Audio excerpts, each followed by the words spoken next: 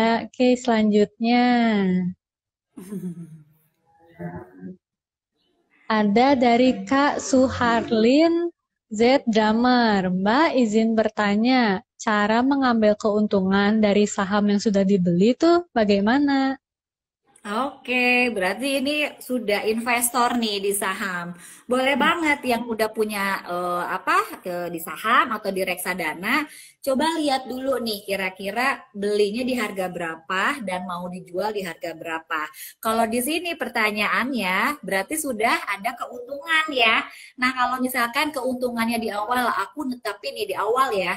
Saya kalau lagi naik mau dijual sekian persen dan turun itu juga perlu ditargetin. Jangan naik doang, pas turun terus aja ke bawah gitu kita udah santai aja lama-lama jadi investor tidur gitu. Jangan juga ya.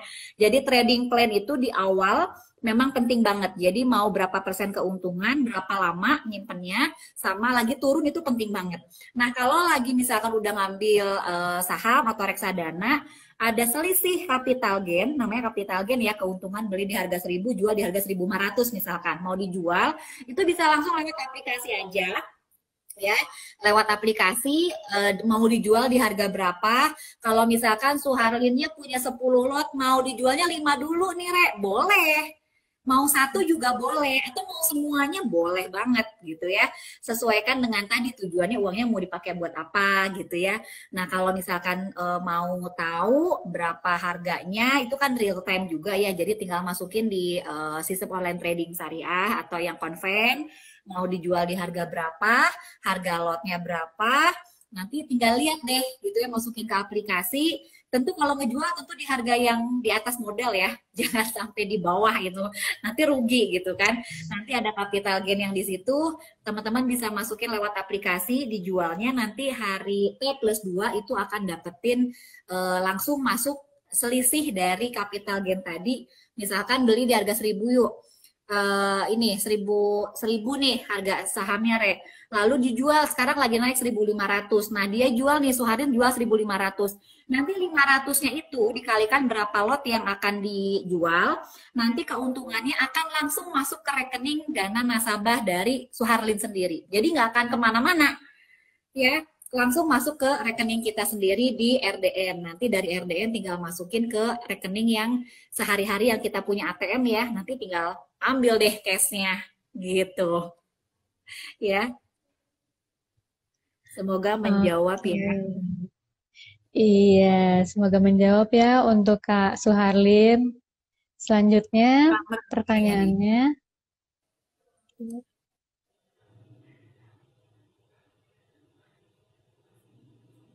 dari Kak Afif Heri. Seringkali beli saham tuh cuma FOMO. Gimana cara beli saham berdasarkan kebutuhan, Kak?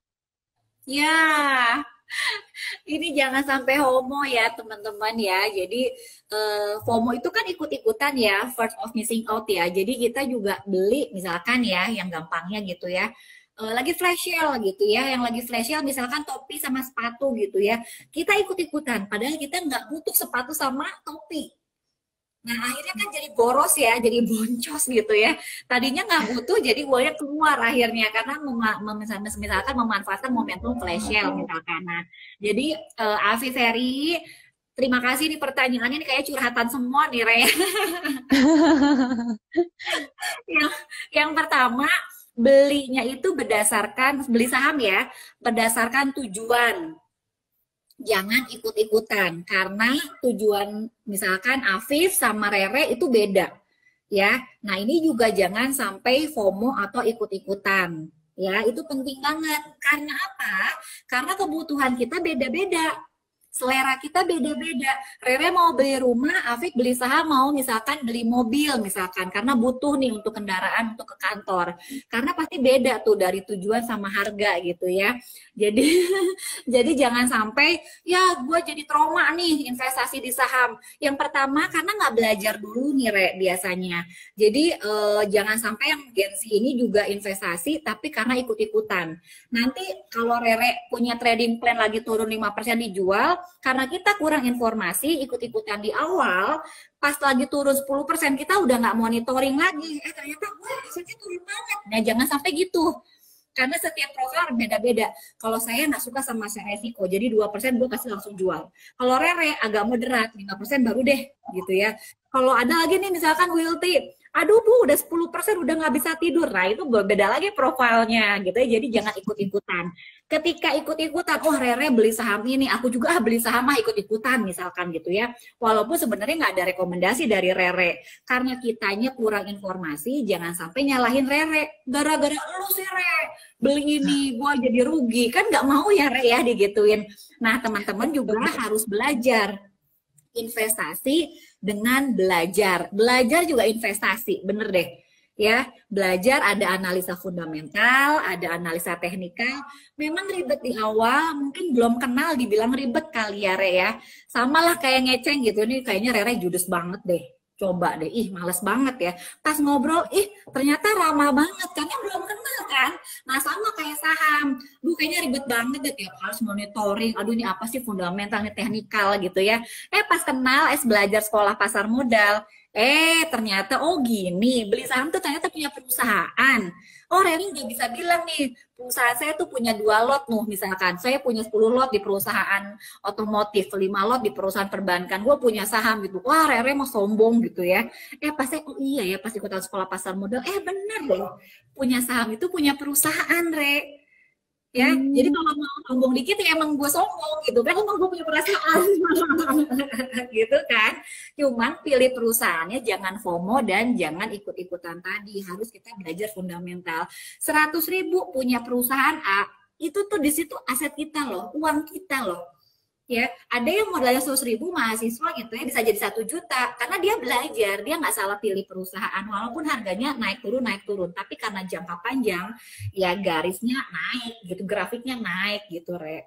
Gitu ya. Nah ini juga profilnya harus disesuaikan. Kalau nggak suka sama atau mungkin nggak sabaran gitu, aduh naik turun, naik dikit jual. Ternyata turun. Nah yang kayak gitu-gitu itu profil resiko juga. Jadi kalau untuk mau, aduh kayaknya mau yang slow dulu, boleh ada reksadana. Tenang, ada pilihan alternatif kok. Ya, jadi tadi sesuaikan kebutuhannya mau apa, tujuan kali ya, tujuannya mau apa. Nanti akan menentukan jenis sahamnya karena saham tuh beda-beda Re, ada yang fluktuatif banget atau mungkin dibilangnya second liner gitu ya, ada lapis ketiga yang agak kenceng naik turunnya, ada yang saya nggak suka nih sama yang naik kenceng banget kayak roller coaster, ya udah blue chip aja gitu ya, lapis 1 yang kapitalisasinya besar gitu, itu juga bisa jadi pilihan sih sebenarnya. Pokoknya belajar intinya ya. Nanti mungkin ada sekolah pasar modal dari Likmia, Wilty, apa aja ya. Jadi kita perdalam lagi lah. Jadi kalau bahasa sekarang tuh milenial sekarang tuh ngomongnya dari leher ke atas ya. Jadi belajar itu penting banget supaya juga kita nggak salah menentukan langkah gitu. Semoga menjawab ya. Oke, selanjutnya kita ke pertanyaan berikutnya, Bu. Ya. Oke. Banyak banget ya. Iya, banyak banget, Ibu. Ini ada dari Kak Dede Indasari. Apakah kalau saham lagi turun, kita ikut nanggung atau keluar lagi untuk bayar kerugiannya? Soalnya Kak Dede ini bingung. Iya, terima kasih nih Dede pertanyaannya. Jadi kalau karakteristik saham itu memang naik turun ya. Namanya berfluktuatif, naik turun, naik turun. Bayanginnya roller coaster deh ya. Kalau naik sebenarnya ada potensi ya bagi yang harga sahamnya beli di bawah dia mengambil keuntungan, Re. Ya, tapi bagi yang belum punya barang, kalau harganya naik, aduh ngomongnya kemahalan. Jadi yang namanya mau ketemu, aduh susah karena pembelinya beda-beda. Yuk ada apa? Yuk aja. Re. Jadi ada yang mau beli di harga murah, ada yang mau jual di harga mahal. Pasar modal, ngomonginnya pasar, Re. Bener nggak? Pasti nggak akan ketemu tuh. Yang satu pengen beli di harga murah, yang satu pengen jual di harga mahal. Ini ekonomi banget, teori ekonomi banget. Jadi kayak pasar tradisional, kayak pada pasar umumnya, ya pasar modal juga begitu. Gitu ya, ada yang jual, ada yang beli gitu ya. Dan ini sebenarnya transparan banget. Teman-teman bisa melihat harga saham real per detik itu tiap Senin sampai Jumat. Jadi bisa ngeliat gitu ya. Kalau harga sahamnya lagi turun, DD-nya juga yakin ini perusahaannya akan grow terus gitu ya. Selama 2 tahun pandemi ini juga ternyata laporan keuangannya di DD tuh dicek ternyata laba terus nih, Re. Ya, kalau lagi investasi mau direalisasikan keuntungannya dijual boleh. Tapi kalau lagi turun, itu pilihan juga. Kalau pilihannya tadi trading plan di awal, misalkan aku 10% jual deh, gitu ya. Boleh jadi jual. Berarti rugi. Beli 1.000, dijual misalkan 800. Ada kerugian. Ya, namanya punya saham, punya perusahaan, itu sama kayak punya bisnis, Re. Ya, sama kayak Rere atau Dede sekarang punya usaha butik, ya, jualan baju, ya. Lalu fashionnya udah ketinggalan zaman. Nah, ini keputusan juga. Rere mau jual di harga modal atau mau diturunin? Ya udah diskon aja deh. Yang penting gua nggak numpuk nih di rumah. Fashionnya udah beda style. Itu kan sama kayak bisnis. Itu teori ekonomi banget gitu ya. Mau seperti apa keputusan ini kayak bisnis gitu loh. Ada resikonya tentu ada. Nah, teman-teman harus waktu beli di awal itu mau makanya tadi awal tuh penting banget. Tujuannya mau apa? Jangka pendek, jangka panjang. Profil resiko kita seperti apa? Trading plan kita seperti apa. Jadi supaya kalau naik tuh tahu berapa persen, jangan sampai greedy gitu ya, keserakah. Kalau turun juga kita harus punya target, berapa target kita jual. Karena ngomongin resiko tuh selalu ada aja, Re. Pasti ada. Rere mau jualan baju gitu ya, ada resiko, oh ada. Waktu kemarin misalnya sekarang lagi musimnya nggak tentu gitu ya, kayaknya laku banget nih jualan es gitu ya. Ternyata hujan, ada resiko, nggak kebeli nih es kita, siapa juga hujan mau beli es krim gitu kan, enaknya kan panas-panas, tapi cuaca misalkan tiba-tiba nggak mendukung gitu ya, itu kan resiko selalu ada gitu ya. Rere ke kampus pakai motor, udah siap-siap nih tasnya, ketinggalan, pas ketemu di tengah jalan ada razia, Re. Kena deh tuh tilang. Kan resiko selalu ada, tapi Rere di Allah udah punya nih. Tujuannya mau ke kampus, harus bawa dompet, ada SIM dan lain-lain. Helm jangan lupa, misalkan gitu ya. Masker jangan lupa. Ketika ada tilang, resikonya akan lebih kecil. Kenapa? Rere mah akan ditilang, lolos aja ada. Udah semuanya lengkap, BPKB udah lengkap semua, helm udah oke. Nah, sama kayak gitulah ya. Nah, kalau Dede pertanyaannya saham lagi turun, ini tergantung Dede nih. Tadi balik lagi tujuannya, trading plan-nya berapa persen. Kalau misalkan ngerasa ini jangka panjang, terus karakteristik saham yang rare, yang Dede pegang ini bagus, lagi turun, itu ada beberapa golongan segelintir orang gitu ya, yang asumsinya ini ternyata lagi diskon, Re. Sama kayak waktu kemarin Lebaran gitu, lagi ke mall, Re. Itu harga baju biasanya 200.000, jadi 100.000. Ah, mau beli nggak, Re? Mau dong, Bu. Soalnya jarang-jarang kan diskonnya 50% Wow. kayak gitu. Tokonya bagus, barangnya oke, kaosnya enak, adem. Ya, jadi kita beli lagi. Nah, sama kayak perusahaan, ketika harga sahamnya bagus, kalau kita udah fundamentalnya udah dihitung gitu ya, udah pede, jangka panjang, ada lagi diskon, itu waktunya kita untuk nambah aset, beli lagi. Gitu, jadi nggak harus selalu dijual sih sebenarnya. Tapi balik lagi ya ke tujuan. Tujuannya trading plan-nya, aduh kayak udah kedalaman nih, turun lagi gitu ya. Udah hopeless nih sama perusahaannya kok, kayaknya turun terus gitu ya. Pengennya tuh naik gitu kan. Pas lagi turun, atau lagi kebutuhan, lagi BU, mau dijual asetnya dari sini walaupun harganya turun gitu ya, ada rugi sedikit, silahkan. Jadi balik lagi sih sebenarnya keputusan itu mau dijual atau di hold dulu tergantung dari investor itu sendiri, karena yang ngambil keputusan investor. Nah ini nih, Re, bedanya sama reksadana, Re. Kalau saham itu kita yang driver sendiri. Jadi kita tahu kapan ngegas, kapan ngerem, kapan belok, kapan parkir, itu saham. Ya, kalau reksadana tadi kita disupirin. Mereka yang pegang kendali, mereka yang tahu kapan waktunya ngerem, kapan waktunya gas, kapan waktunya berhenti. Nah, itu perbedaan antara saham sama reksadana. Jadi Dede kalau saham berarti drivernya sendiri nih. Ya, kalau sahamnya turun, kira-kira kalau perusahaannya oke, ya udah gue hold dulu. Tapi kalau udah kedalaman, turunnya, saya udah nggak kuat lagi, udah nggak bisa tidur misalkan, Re, ya. Mau dijual aja, ya udah jual rugi berarti cut loss. Ya, nah itu juga mungkin bisa jadi jawaban ya. Semoga menjawab ya, Dede. Balik lagi nih, tujuan. Ya. Kalau awal sih mungkin bingung ya, tapi Oke. kalau udah praktek sih ya kita harus berani cut loss juga ya daripada semakin dalam lagi kerugiannya. Kalau memang keputusan yang terbaik cut loss ya nggak masalah juga sih sebenarnya daripada apa turun lebih dalam gitu ya. Tapi kalau yakin fundamentalnya oke, ya udah bisa di hold juga gitu. Panjang niatnya jawabannya. Gak apa-apa ya, yang Semoga penting lengkap, jadi menjawab. rasa penasarannya udah terjawab. Iya, semoga nggak bingung intinya ya dari Dede. Kasihan soalnya kalau bingung nanti nggak bisa tidur. Oke, terus ada pertanyaan lagi nih, Bu, dari Kak Bayu Bayu Rizky. Bu, bedanya saham syariah dengan saham yang biasa tuh apa saja? Biasa. Oke, iya. Jadi kalau di kita memang ada saham yang sebutannya konven ya, Re ya. Ada saham yang termasuk yang konvensional. Jadi dari bursa tuh kalau nggak salah ada 780-an, 785 saham yang perusahaannya sudah IPO atau listing di Bursa Efek Indonesia. Jadi teman-teman bisa pilih itu dari 700 saham gitu ya. Wah, Itu semuanya bisa dibeli sama teman-teman. Mau bank, mau otomotif, mau food beverage itu boleh minimalnya satu lot harga sahamnya disesuaikan gitu ya. Tapi kalau saham syariah itu ada syarat-syarat tertentu nih Re.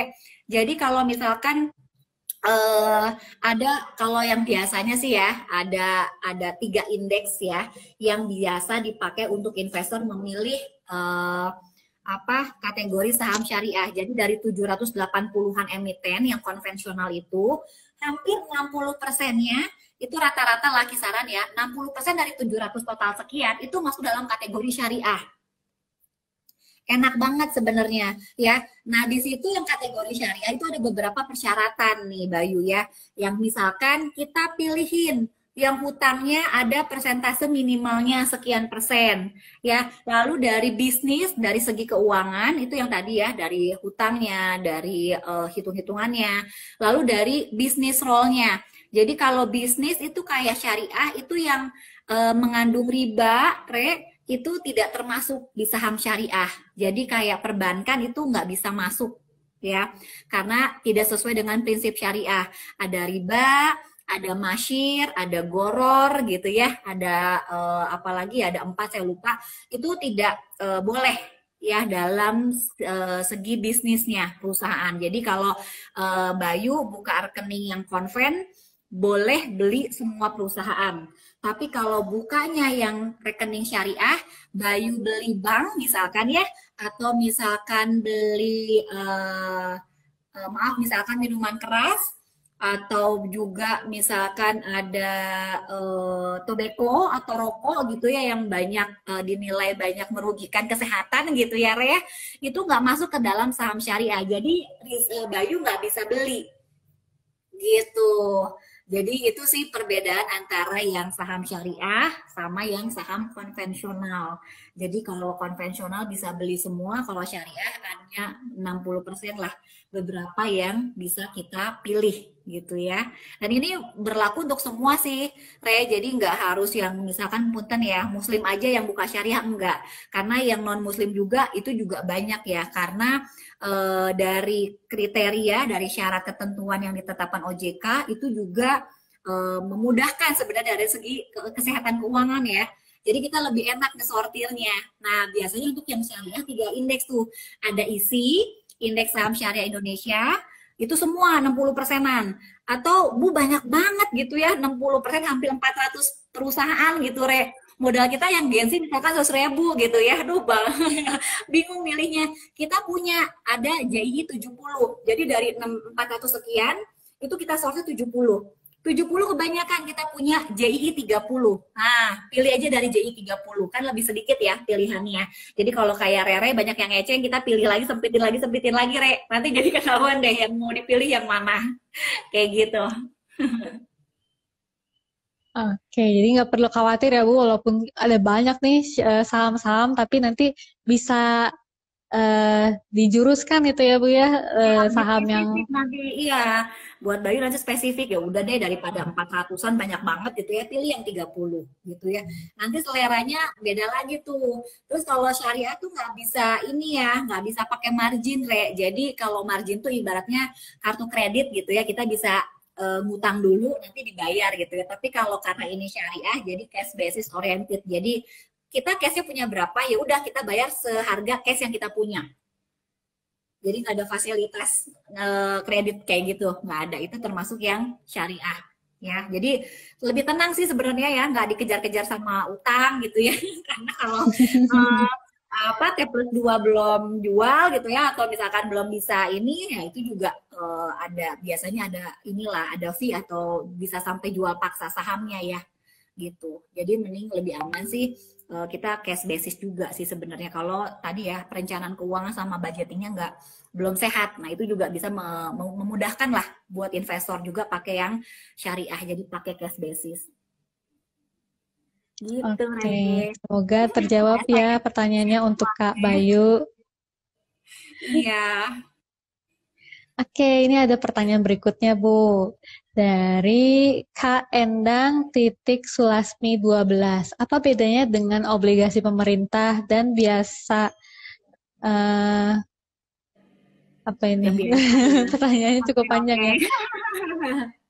Sip, sip. Apa Terima bedanya kasih. antara obligasi pemerintah dan apakah akan ada letak untung atau pencairannya? Ya, namanya investasi pasti tujuan kita semua cari cuan, ya kan, Bu Endah? Pasti deh, nggak mungkin nggak ada yang nggak mau rugi kok gitu ya, walaupun resiko itu selalu ada. Nah, obligasi atau surat hutang itu biasanya memang ada tiga penerbit ya, ada pemerintah, ada perusahaan swasta, atau juga ada perusahaan milik negara. Nah, yang kemarin yang seri-serian itu biasanya memang yang sangat familiar ya buat masyarakat itulah surat hutang yang diterbitkan oleh pemerintah, obligasi pemerintah ya. Itu juga macam-macam tuh, ada yang konven, lalu juga ada yang syariah, namanya kalau yang syariah sukuk gitu ya. Ada juga suku apa tuh namanya ST, sukuk tabungan. Banyak pokoknya ya, tapi penerbitnya pemerintah. Dimana kalau pemerintah yang nerbitin surat hutang itu sebenarnya lebih safety sih, Re. Karena mereka itu ada punya undang-undangnya ya, belum ada atau jangan ada cerita gagal bayar ya, karena resiko juga kan selalu ada ya kalau ada obligasi itu, jadi kayak kita ikut membiayai untuk pembangunan negara nih, Re. Wah, jadi selain kita investasi, kita ngebantu pemerintah untuk kayak misalkan kemarin gitu ya, pas Lebaran banyak banget tol-tol yang baru jadi, baru dibuka, itu kan dananya dari mana? Itu salah satunya dari obligasi yang diterbitin oleh pemerintah yang dibeli sama masyarakat Indonesia sendiri. Jadi udah nggak pinjam lagi ke luar negeri atau ke utang ke mana gitu, enggak. Karena dibiayai sama masyarakat Indonesia sendiri gitu ya. Kita ibaratnya ngebantu ngebiayain mereka untuk bangun infrastruktur, nanti kita mendapatkan imbal hasil atau bunga gitu ya yang diberikan oleh pemerintah gitu ya. Nah, ini banyak banget kampus-kampus, jembatan, tol juga ada sih yang dari situ juga ya, bangunan-bangunan kayak kampus tertentu, terus juga mungkin ada yang daerah Papua juga ya, ada yang jembatan gitu. Itu infrastruktur dari situ juga diambilnya gitu ya. Nah, di situ dari pemerintah. Jadi enaknya kalau pemerintah itu ada undang-undangnya dan juga biasanya apa lebih retail ya, 1 juta udah bisa.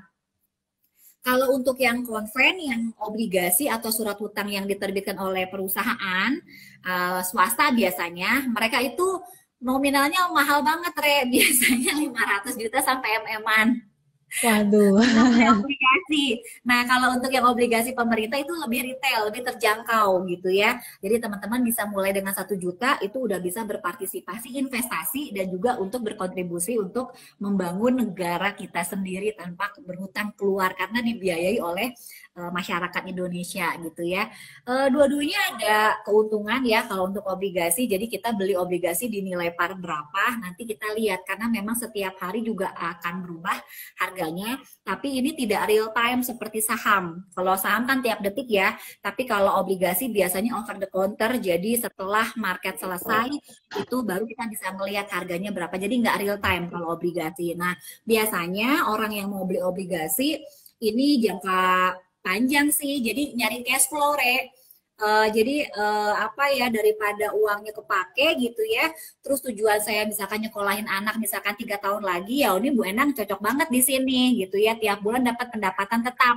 Enaknya, Re, beda sama saham sama reksadana ya. Kalau obligasi dia udah punya catatan sih, biasanya kuponnya misalkan 12% per tahun dibagikan per bulan, berarti per bulan itu kita dapat 1%-nya udah langsung masuk ke rekeningnya. Gitu. Tapi biasanya sih kalau cairin sih udah langsung otomatis pas jatuh tempo tuh langsung masuk ke rekening kita, Re. Ya, jadi udah nggak usah ribet jual beli aja, nanti tunggu aja. Biasanya sih ada yang simpen sampai akhir jatuh tempo. Walaupun sebenarnya bisa ya di beberapa periode itu ada kasih kesempatan, tapi biasanya untuk obligasi itu disimpan sampai jatuh tempo untuk memaksimalkan keuntungan. Gitu. Oh, mungkin nanti kita perdalam lagi deh, ini waktunya udah mau habis ya ternyata. Oke, kalau gitu kita langsung aja pindah ke pertanyaan berikutnya, Ibu. Makasih untuk Ibu Endang sudah memberi pertanyaan. Tolong jawab Oke. ya.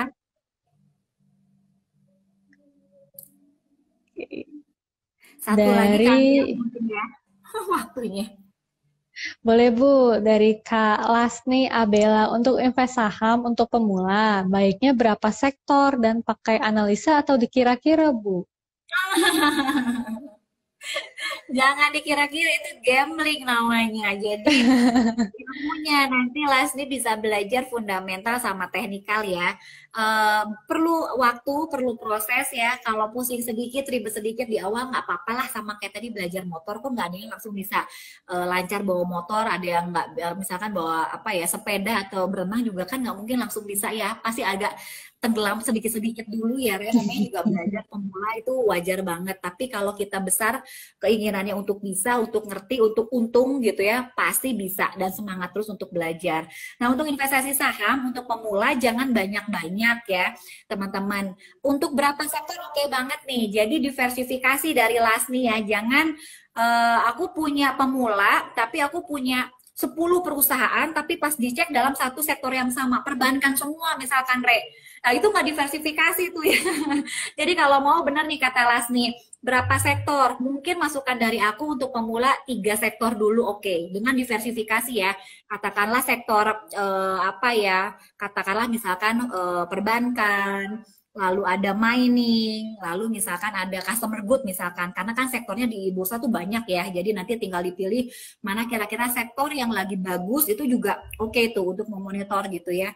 Sekarang lagi seperti apa gitu ya, kesehatan, hospital dan lain-lain itu juga perlu diperhatiin. Jadi milenial tuh cocok banget untuk investasi karena mereka tuh update banget, Re. Ya, update banget kan, milenial sekarang nggak pernah update kan, kayak tahu deh berita ini berita itu. Nah, sekarang udah mulai high tech sedikit beritanya tentang emiten-emiten. Jadi nanti Rere atau misalkan sama Ayu sama Wilty sama Pak Jaya gitu ya, ngomonginnya teh perusahaan ini sahamnya gila ya, dapat proyek ini nih, harga sahamnya ini pembahasannya udah emiten, Bo, ya kan? Udah beda lagi ya kan? Udah nggak boba-bobaan lagi misalkan ya, Re. Jadi itu udah semakin up to date gitu ya. Walaupun kita nggak punya sahamnya, tapi gue tahu, oh ada berita tentang bea cukai. Kalau bea cukai naik, apa sih efeknya ke sektor tobacco atau rokok misalkan? Itu tuh jadi apa ya, analisis kita tuh jadi lebih tajam sebenarnya ya. Itu mungkin 3 sektor dengan diversifikasi yang beda-beda supaya Lasni diversifikasi resikonya juga beda-beda tuh ya. Itu jangan pakai kira-kira, jangan pakai tebak-tebakan, jangan pakai andai-andaian atau FOMO, enggak. Tapi pakai analisa fundamental dan teknikal. Ada waktunya belajar fundamental dan teknikal, tenang aja, berproses, nggak ada yang langsung bisa kok gitu ya. Boleh memanfaatkan rekomendasi dari sekuritas, tapi ingat saham. Kalau saham yang ngendarain kendaraan itu kita sendiri, Re. Jadi mau beli saham apa, harga berapa lot, itu kita yang mutusin. ya. Jadi ketika harganya turun, itu jangan nyalahin orang lain gitu ya. Rekomendasi namanya rekomendasi disclaimer on, tapi kita yang mutusin. Tapi kalau lagi misalkan naik, itu biasanya tuh diam-diam tuh. Pas lagi turun, keluar-keluar gitu. Ini sangat sahamnya turun gitu. Tapi pas cuan, ih nggak mau ditanyain, nggak mau dimintain, diam aja. Nah itu jangan kayak gitu juga. Nanti teman-teman yang belum punya jadi takut sendiri, enggak lah gitu ya, kita sharing yang positif-positif aja. Resiko itu selalu ada kok gitu ya, tapi kalau teman-teman belajar pakai analisa, insya Allah kok kalau perusahaannya oke itu juga kita bisa pelajari gitu ya. Jadi semangat terus ya Lasni ya untuk belajar fundamental sama teknikal. Gitu Re, Oke. semoga menjawab ya, walaupun nggak semuanya. Iya nih, maaf ya untuk teman-teman yang lain. Pertanyaan bagus-bagus dan banyak-banyak. Cuman karena berhubung waktunya terbatas, kita cuma bisa jawab beberapa. Ini terima kasih juga untuk Kak Lasni udah mau kirim pertanyaan ya. Oke, untuk terakhir Bu, sebelum kita menutup, boleh kasih pesan nih buat teman-teman yang masih ragu dalam berinvestasi supaya semakin yakin nih. Oke, setelah nonton live ini, aku langsung mau beli deh. Iya, terima kasih juga ya Re untuk kesempatannya. Terima kasih yang sudah join. Semoga walaupun cuman singkat gitu ya 1 jam, semoga memberikan informasi dan juga manfaat yang besar untuk teman-teman semua yang tentu punya tujuan semuanya gitu ya.